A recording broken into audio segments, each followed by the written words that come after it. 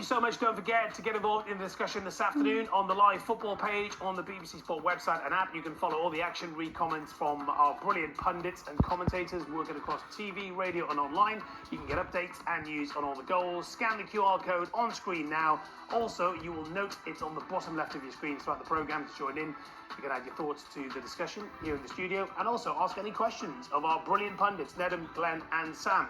Fire away. So whilst you are getting in touch with your questions, I've got a quick pre-Christmas teaser for you before we go around the ground. It's time to put you on the spot. So, who's winning the title? Nedum, why don't you start with this one? I think if I was to say City, people say that's me being a homer. But if I said Arsenal, say it's me being a jinx. So what I will say, I think Arsenal... We respect any opinions. I think Arsenal have been the most consistent so far.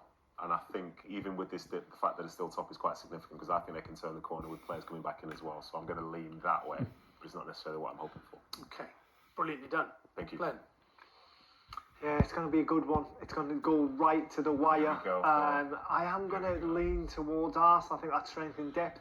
I do think it factors in how far they go, how deep they go into Europe. I think that will be a factor as well. If one of them goes out a little bit earlier than the other and has a little bit more rest in that final running.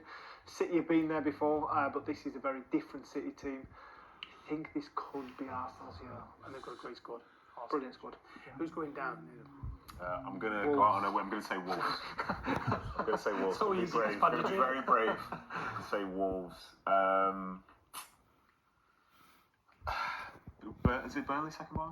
Yes. Hurry up, Strictly be on in a minute. Sorry, my bad. And just for Eve, I'm going to say Leeds, but I think Brentford are getting dragged down in there. Ooh, whoosh! Was not expecting that. This is what I do, Christmas. But you didn't ask me who's going to get. You didn't ask. You asked who's going to get relegated. No, who's going to get dragged down. It was just an honorary mention in the mention I think Wolves, Brentford, and I think it'll be between Leeds and West Ham. Sorry, not Brentford, but Burnley. Sorry, getting mixed up with the Bs. Okay, I'm confused. Where are we now?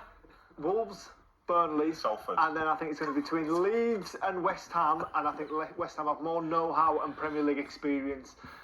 And I think they'll stay in. Fantastic. Thank you, guys. Right then, in the Championship, there's a cracker of an atmosphere at Ashton Gate as High Flyers Middlesbrough go to Bristol City, who need to get back to winning ways during a very busy festive period, Adam Cottier. That's because Bristol City have only won twice since the start of November. They've slipped to 11th, having spent a big proportion of the season in the playoff places. Middlesbrough have sparkled since Kim Hellberg replaced Rob Edwards with 4 wins from 4. They can now close the gap to leaders Coventry and open up a 9-point cushion on third. Hellberg celebrated with a Santa hat last weekend. There are plenty of full suit Santas in the away end. Maybe he'll celebrate with one of those.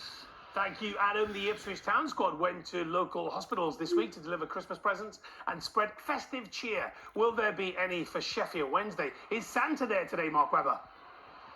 Yes, Santa's here. I saw him at Ipswich railway station walking towards Foreman Road, and how the Owls could do with a couple of presents from the big man today. The takeover's still undecided. They've lost 5 of the last 6 games, and 2 key players have left them to go to the African Cup of Nations. Ipswich solid at home, but they failed to string 3 wins in a row together all season. That may start today. They may get the 3 points against Sheffield Wednesday. An early Ipswich corner for Nunes to take. Nothing else to talk about. 0-0. Thank you, Mark. Ryan Mason says there will be a sentimental feeling in the air today as he goes to Hull City as manager of West Bromwich Albion. Naz Premji.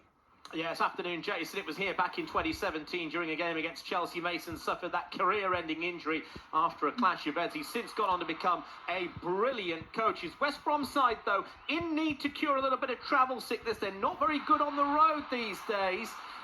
Things are never dull in Hull these days. Sergei Yakirovic's side could go third with victory today. They've been really good, barring the odd blip here and there. A couple of changes. Ollie McBurney and John Egan back for the home side. 1 alteration for the Baggies. Charlie Taylor is back for them. We've had 1 Hull corner which came to nothing.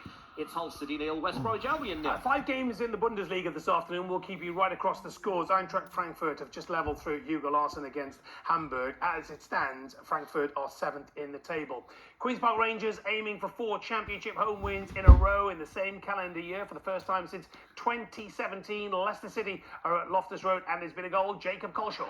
And for Leicester boss Marty Cifuentes, Jason, this is one he's probably had circled in the calendar for a while. He's back at QPR, and it's the worst possible start Caddy Paddy Dembele coming into the side. Great work down the right-hand side. Ball across the box. And there was Koki Seitu at the back post and on it inside 2 minutes. QPR 1, less than ill. The worst possible start for Cifuentes. Brandon Hanlon to score for Doncaster Rovers, 1-up in League One against Plymouth Argyle. Stoke City had a good win last time out. Can they follow that up with victory at Watford? Sam Fletcher. Well, both teams desperate to avoid the mid-table mediocrity of recent seasons and cosy up with the rather large pack of playoff hopefuls instead. Watford can't stop drawing, 5 in the last 8, but they've gained more points from a losing position than anyone. The visitors, Stoke, they've got the best defence in the league, but they've lost the last 3 on the road. Points mean prizes, and I'm sure bagging all 3 here today is all any of these players want for Christmas. Stoke in control at the moment, but it's 0-0. Nathan Jones is looking to get back to winning ways as Charlton take on Oxford United at the Valley. Joshua Dodonka.